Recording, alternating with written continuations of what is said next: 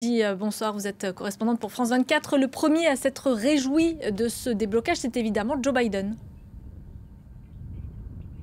Oui, Joe Biden qui vient de publier un communiqué dans lequel il dit que ce vote reflète la puissance de l'Amérique et envoie un message sur la scène internationale.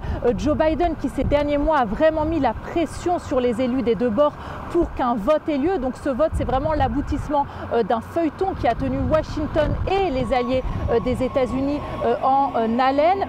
Finalement, donc Mike Johnson, qui est le speaker de la Chambre des représentants, le républicain Matt Jackson, a approuvé cette aide, notamment à l'Ukraine, de 61 milliards de dollars, ce qui a permis d'organiser ce vote aujourd'hui.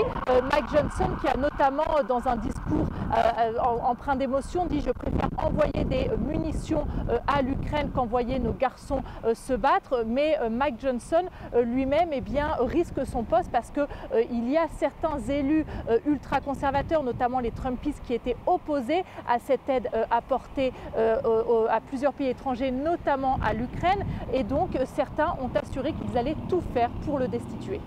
Alors il y a une aide débloquée pour l'Ukraine, vous l'avez dit, mais pas seulement. Qui sont les autres pays qui vont bénéficier de l'enveloppe américaine ?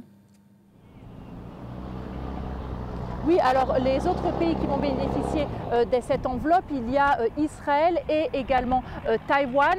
Plusieurs élus ont insisté pour que ce soit une sorte de package, donc qu'il n'y ait pas qu'un vote seulement sur l'Ukraine. Et c'est finalement un rare élan bipartisan.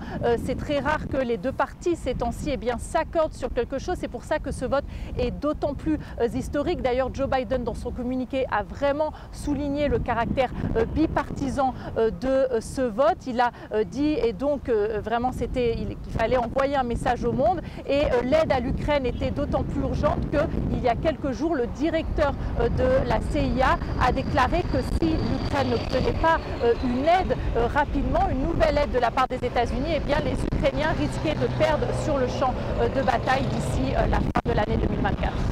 Sonia Dridi en direct de Washington et toutes nos excuses pour cette liaison un petit peu chaotique.